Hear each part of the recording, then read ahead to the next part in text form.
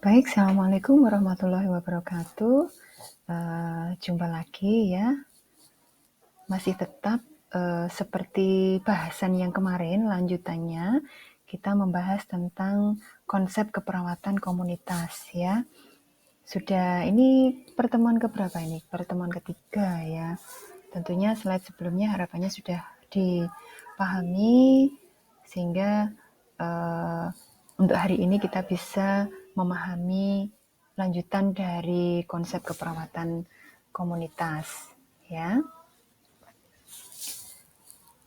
Pada poin asumsi keperawatan kesehatan komunitas ini, asumsi mengenai keperawatan kesehatan komunitas ini dikemukakan oleh Anna di tahun 1980, yaitu tentang keperawatan kesehatan komunitas itu merupakan sistem pelayanan kesehatan yang kompleks.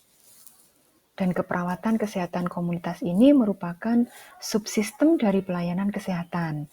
Nah, penentuan kebijakan kesehatan itu seharusnya melibatkan penerimaan pelayanan perawat dan klien dalam membentuk hubungan kerjasama yang menunjang pelayanan kesehatan, lingkungan, maupun pengaruh terhadap kesehatan klien, serta kesehatan menjadi tanggung jawab di setiap individu ya.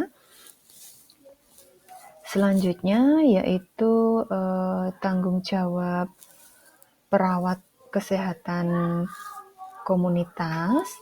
Ini pastinya kita sebagai seorang tenaga kesehatan baik di komunitas, tentu kita pasti harus menyediakan pelayanan bagi orang sakit atau orang cacat di rumah, mencakup pengajaran terhadap pengasuhnya, kemudian mempertahankan lingkungan yang sehat, mengajarkan upaya-upaya dalam meningkatkan kesehatan, dalam upaya pencegahan penyakit dan injuri, identifikasi standar kehidupan yang tidak adekuat ataupun sesuatu hal yang mengancam penyakit atau injuri, serta melakukan rujukan dalam mencegah dan melaporkan adanya kelalaian atau penyalahgunaan, misalnya pada kasus-kasus abuse.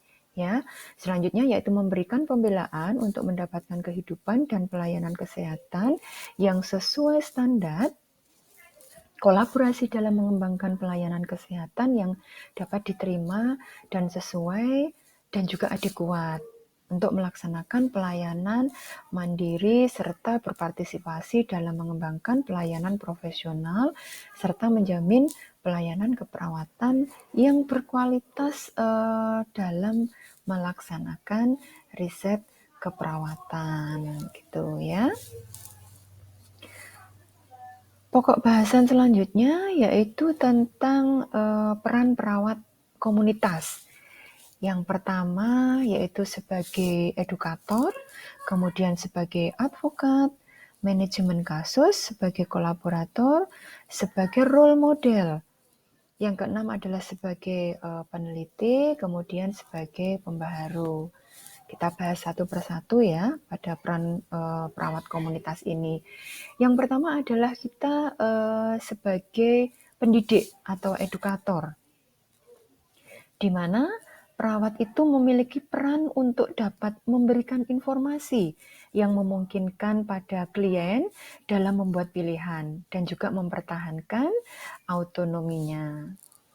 Kemudian perawat ini juga selalu mengkaji dan memotivasi belajar pada kliennya. Selanjutnya yang kedua adalah perawat sebagai advokat untuk memberikan pembelaan kepada klien yang tidak dapat istilahnya tidak dapat bicara untuk dianiaya seperti itu ya. Selanjutnya yaitu pada manajemen kasus itu perawat memberikan pelayanan kesehatan yang bertujuan menyediakan pelayanan kesehatan yang berkualitas sehingga mengurangi fragmentasi serta meningkatkan kualitas hidup pada pasiennya.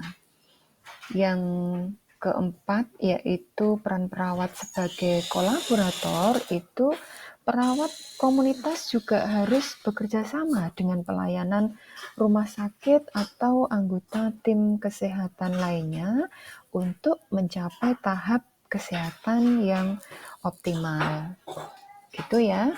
Kemudian yang kelima itu sebagai panutan atau sebagai role model, di mana perawat kesehatan komunitas itu seharusnya dapat menjadi panutan bagi setiap individu, keluarga maupun kelompok dan masyarakat sesuai dengan peran yang diharapkan, dan perawat dituntut untuk berperilaku sehat, jasmani dan rohani dalam kehidupannya sehari-hari.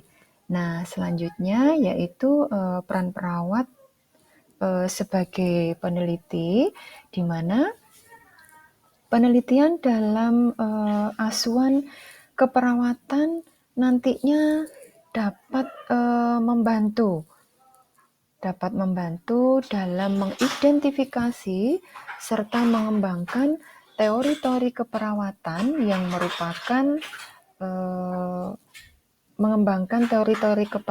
yang nantinya merupakan dasar dari praktek keperawatan. Gitu ya. Terus yang terakhir adalah perawat sebagai pembaharu atau change agent, di mana perawat kesehatan masyarakat dapat berperan sebagai agen pembaharu terhadap individu, keluarga, kelompok maupun masyarakat, terutama dalam merubah perilaku dan pola hidup yang erat kaitannya dengan peningkatan dan pemeliharaan kesehatan. Gitu ya. Selanjutnya adalah tatanan praktek dalam keperawatan kesehatan komunitas. Ya, di mana perawat kesehatan komunitas itu melakukan pekerjaan pada berbagai posisi dengan fokus utamanya adalah klien individu maupun keluarga dan juga komunitas, gitu ya. Terus untuk tatanan ini, untuk tahapan ini, tatanan praktek dalam keperawatan kesehatan komunitas itu sangat luas. Karena pada semua tatanan perawat komunitas itu dapat memberikan pelayanan dengan penekanan tingkat pencegahan, baik pencegahan primer, sekunder, dan tersier. Dan perawat bekerja di komunitas dapat bekerja sebagai perawat keluarga, perawat sekolah, maupun perawat kesehatan kerja atau sebagai pegawai gerontologi ya.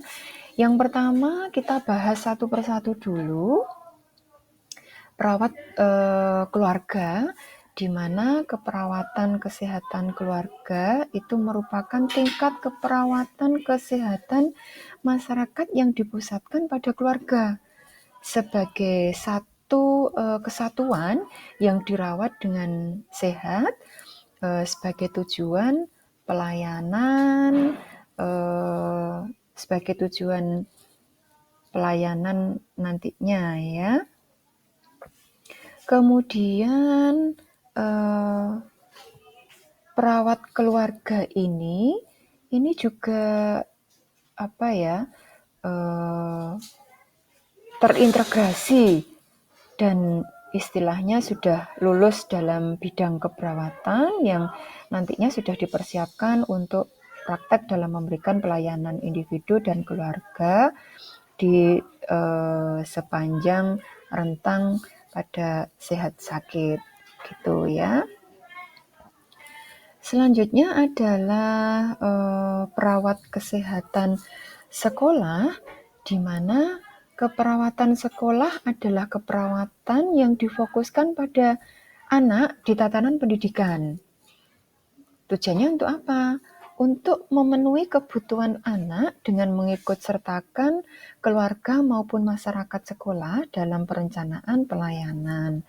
Kemudian fokus utamanya perawat kesehatan sekolah ini yaitu siswa dan lingkungannya, dan sasaran penunjangnya itu adalah guru dan kadernya. Gitu ya. Selanjutnya adalah perawat kesehatan kerja, di mana perawat kesehatan kerja itu penerapan prinsipnya itu seperti gini ya. Keperawatan tersebut dalam memelihara suatu kelestarian kesehatan tenaga kerja dalam segala bidang kesehatan, itu perawat kesehatan kerja perlu mengaplikasikan praktek keperawatan dalam upaya untuk memenuhi kebutuhan unik dalam individu maupun kelompok dan masyarakat di tatanan, contohnya industri, pabrik, tempat kerja, dan tempat konstruksi atau pada universitas dan lainnya. Selanjutnya adalah perawat gerontologi, yaitu perawatan gerontologi ini merupakan ilmu yang mempelajari dan memberikan pelayanan kepada orang lanjut usia yang dapat terjadi di berbagai tatanan dan membantu orang lansia tersebut untuk mencapai dan mempertahankan fungsi yang normal. Adapun lingkup praktek keperawatan gerontologi adalah memberikan asuhan keperawatan, melaksanakan advokasi, dan bekerja untuk memaksimalkan kemampuan atau kemandirian lansia, ya, kemandirian lansia dalam istilahnya meningkatkan dan mempertahankan kesehatan dan juga meminimalkan kecacatan dan menunjang proses kematian, ya. Harapannya adalah mereka ingin mati yang bermartabat, istilahnya seperti itu, gitu ya. Sekian untuk materi tentang konsep keperawatan komunitas. Sudah kita bahas dalam 3 kali tatap muka ya.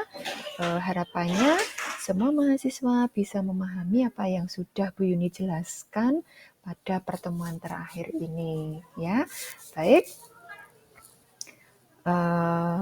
terima kasih untuk hari ini. Terima kasih untuk waktunya. Semoga bermanfaat apa yang sudah saya sampaikan ya. Saya akhiri. Wassalamualaikum warahmatullahi wabarakatuh.